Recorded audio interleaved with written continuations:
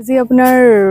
বিশেষ দিনটো world environment day বুলি কোৱা যায় 5 তাৰিখে আপোনাৰ বহুত ডাঙৰ দিন হয় আৰু এইটোৰ কাৰণে আমি যোনখিনি আপোনাৰ গছ-গছনি লগোৱাৰ এটা হেৰি কৰোঁ সেইটোৰ কাৰণে বহুত ইম্পৰ্টেণ্ট হয় কাৰণ আমাৰ এনভাইৰনমেণ্টটো এতিয়া বহুতখিনি বেয়া হৈ গৈ আছে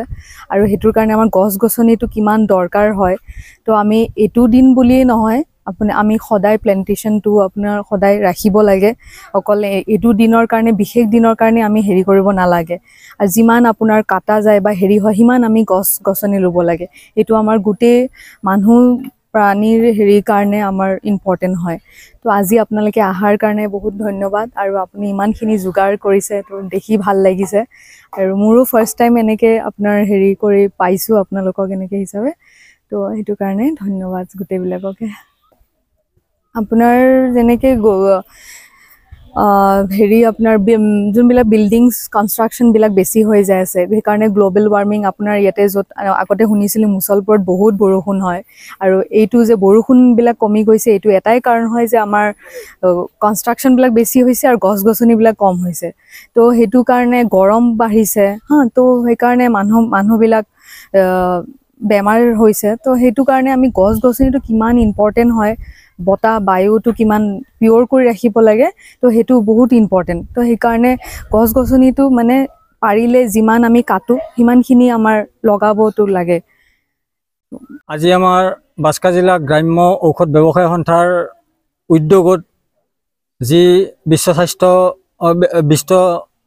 পৰিৱেশ দিৱস আছে এই পৰিৱেশ দিৱসৰ লগত সংগতি ৰাখি আমাৰ ভূটানখুটি উপস্বাস্থ্য কেন্দ্ৰৰ সহযোগত আমাৰ বৃক্ষৰোপণ কাৰ্যসূচী আছিলে আৰু বৃক্ষৰোপণ কাৰ্যসূচীটো ইতিমধ্যে আমি সমাপ্ত কৰিছোঁ বিভিন্ন স্তৰৰ ৰাইজে আমাৰ লগত সহযোগিতা আগবঢ়াইছে লগতে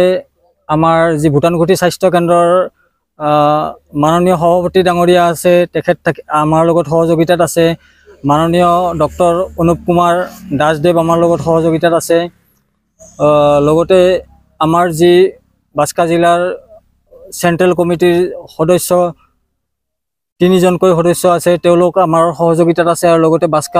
বাস্কা জিলাৰ পৰা আমাৰ যি সদস্য আছে তেওঁলোকেও আহি আমাৰ লগত সহযোগিতা আগবঢ়াইছে আৰু এটা সুন্দৰ পৰিৱেশত আমাৰ আজিৰ এই যি অনুষ্ঠানটি আছিল এই অনুষ্ঠানটি সম্পন্ন হৈছে নিশ্চয়কৈ আমি অকল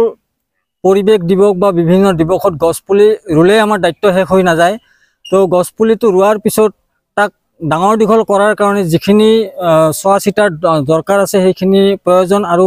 সেইখিনি আমি কৰাৰ কাৰণে ইচ্ছুক আৰু ইতিমধ্যে আমি যিখিনি গছপুলি ৰুইছোঁ আমি এনেকুৱা কৰা নাই যে গছপুলিকেইটা ৰুইয়ে আমি দায়িত্ব সামৰিছোঁ তাত যিখিনি আমি বেৰ দিব লাগে বা যিখিনি তাক মানে উপযুক্ত মানে সুবিধা দিব লাগে সেইখিনি দিয়াৰ কাৰণে যত্ন কৰিছোঁ আমি প্ৰত্যেকডাল গছতে আমি নেট দিয়াৰ ব্যৱস্থা কৰিছোঁ আৰু পৰৱৰ্তী সময়ত আমি ইয়াক চোৱা চিতাৰ কাৰণে আমি দায়িত্ব ল'ম বা আহি কেনে চোৱা চিতাৰ ব্যৱস্থা কৰিম আৰু লগতে যিহেতুকে আমাৰ উপস্বাস্থ্য কেন্দ্ৰই আমাৰ লগত সহযোগিতাত আগবঢ়াইছে আৰু উপস্বাস্থ্য কেন্দ্ৰৰ মানে যি বাউণ্ডাৰী আছে এই বাউণ্ডাৰীত আমি গছপুলিটো ৰুইছোঁ গতিকে তেখেতসকলৰ দায়িত্ব থাকিব তেখেতসকলেও যাতে এই গছপুলিখিনি জীয়াই উঠাত মানে যিখিনি চোৱা চিতা কৰিব লাগে তেওঁলোকে কৰিব নিশ্চয়কৈ আৰু আমাৰ সভাপতি ডাঙৰীয়া আছে তেওঁ নিশ্চয় ইয়াত থাকিব আৰু স্থানীয় ৰাইজ আছে তেওঁলোকেও এই ক্ষেত্ৰত অলপ সহযোগিতা আগবঢ়াব বুলি মই আশা ৰাখিছোঁ নিশ্চয়কৈ আজি যি গ্ল'বেল ৱাৰ্মিং আছে গ্ল'বেল ৱাৰ্মিঙৰ ফলত যিটো মানে আমাৰ গৰমৰ যিটো তীব্ৰতা বাঢ়ি গৈছে গোটেই বিশ্বতে যাৰ ফলত মানে যিটো আমাৰ পৰিৱেশৰ যিটো মানে ভাৰসাম্য আছে পৰিৱেশৰ ভাৰসাম্যতাৰ মানে অভাৱত আজি মানে গ্ল'বেল ৱাৰ্মিঙৰ উপৰিও বিভিন্ন নেচাৰেল কেলামিটি আমাৰ গোটেই পৃথিৱীত আৰম্ভ হ'বলৈ গৈ আছে গতিকে এই ক্ষেত্ৰত আমি পৰিৱেশৰ যিটো ভাৰসাম্য এই ভাৰসাম্য বজাই ৰাখিবলৈ আমি গোটেই পৃথিৱীৰ ৰাইজে বিশেষকৈ যিটো আমাক সেউজীয়া গছৰ প্ৰয়োজন আছে এই সেউজীয়া গছপুলি ৰুই বা যি সেউজীয়াকৰণ কৰিব লগা যিটো প্ৰচেছ আছে এই প্ৰচেছটো আগবঢ়াই নিয়াৰ কাৰণে মই আহ্বান জনাইছোঁ প্ৰতিজন নাগৰিককে প্ৰতিজন সুস্থ নাগৰিককে তেওঁলোকে যাতে নিজে কমচে কম বছৰত একদম কম হ'লে 5টা গছপুলি ৰুই এই 5টা গছপুলিক সম্পূৰ্ণৰূপে ডাঙৰ গছলৈকে ৰূপান্তৰিত কৰালৈকে তেওঁলোকে মানে ধুনীয়াকৈ তাৰ ব্যৱস্থা কৰে এই ক্ষেত্ৰত মই আমাৰ বাস্কা জিলা গ্ৰাম্য মানে ঔষধ ব্যৱসায় সন্থাৰ সম্পাদক হিচাপে মই সমূহ ৰাইজকে আহ্বান জনাইছোঁ। নমস্কাৰ, মোৰ নাম অনুকুমাৰ দাস। মই ভূটানকুটি আয়ুষ্মান আৰোগ্য মন্দিৰৰ সমূহীয়া স্বাস্থ্য বিষয়া। আজি বিশ্ব পৰিৱেশ দিৱস, ৱৰ্ল্ড এনভাইৰনমেণ্ট ডে। আজি এনভাইৰনমেণ্ট ডে আমি প্ৰত্যেক বছৰে কৰি আহোঁ ভূটানকুটি আমাৰ স্বাস্থ্য কেন্দ্ৰত, কিন্তু আজি অলপ ব্যতিক্ৰম হ'ল, কিয়নো আজি আমাৰ বাক্সা জিলাৰ গ্ৰাম্য স্বাস্থ্য ব্যৱসায় সন্থাৰ লগত আমাৰ ভূটানকুটি স্বাস্থ্য কেন্দ্ৰৰ লগত লগ হৈ আমি আজি বিশ্ব পৰিৱেশ দিৱস পালন কৰিব লৈছোঁ। এই পৰিৱেশ দিৱস উপলক্ষে মই ইয়াতে এইখিনিয়ে ক'ম। আজি একচুৱেলি আমাৰ ৱৰ্ল্ড এনভাইৰনমেণ্ট ডে 2024 চনৰ থিমটো আছিল লেণ্ড ৰিষ্টৰেশ্যন, অৰ্থাৎ ভূমি পুনৰুদ্ধাৰ। এতিয়া 2 নম্বৰ হ'ল আমাৰ আজি ড্ৰাউট ৰেচিলেঞ্চি। ড্ৰাউট মানে যিবিলাক আমাৰ খৰাং হৈ গৈছে এতিয়া, সেইটোৰ আমি কেনেকৈ খৰাং নোহোৱাৰ কাৰণে আমি কি পদক্ষেপ কৰিব লাগে, সেইটো এটা। আৰু 3 নম্বৰ হৈছে ডিচাৰ্টিফিকেশ্যন, অৰ্থাৎ যিবিলাক আমাৰ যিবিলাক ফাৰ্টাইল লেণ্ড, যিবিলাক আমাৰ আছিল, আমি নিজে বিভিন্ন কাৰণত হওক আমি ইনফাৰ্টাইল কৰি লৈছোঁ। আমি নিজৰ আমাৰ হিউমেন এক্টিভিটিছৰ কিছুমান ভুল ধাৰণাৰ কাৰণে সেইটো আমি কেনেকৈ ধৰক গছ গছনি ৰুই হওক বা আমাৰ কিছুমান এগ্ৰিকালচাৰ টেকন'লজি ইউজ কৰি কেনেকৈ আমি ফাৰ্টাইল কৰিব পাৰোঁ, সেইটোৰ ওপৰত আজি থিমটো বিশেষকৈ বিশ্ব পৰিৱেশ দিৱস হিচাপে আমি 2024 চনত এইটো থিম আয়োজন কৰা হৈছে। আৰু বিশ্ব পৰিৱেশ দিৱস উপলক্ষে মই এটাই ক'ম, আজি ধৰক আমি আজি গছপুলি ৰোপণ কৰিলোঁ। আমি প্ৰত্যেক বছৰে ৰোপণ কৰোঁ, কিন্তু ৰোপণ কৰিলে নহ'ব। ৰোপণ কৰাৰ পিছত সেই গছপুলিডাল আমি কেনেকৈ মেইনটেইন কৰিছোঁ। এতিয়া আমি আজি এইটো বছৰ আমি ৰোপণ কৰি আমি ধৰক ছাৰাউণ্ডিং কিবা গৰু ছাগলী নোখোৱাকৈ কিবা দিলোঁ, কিন্তু নেক্সট বছৰ আমি কেনেকৈ সিহঁতক নাৰ্চাৰ কৰিব পাৰিছোঁ বা ডাঙৰ দীঘল কৰিব পাৰিছোঁ, সেইটো একচুৱেলি বহুত ডাঙৰ পইণ্ট মই ভাবোঁ। আৰু 2 নম্বৰ হ'ল অকল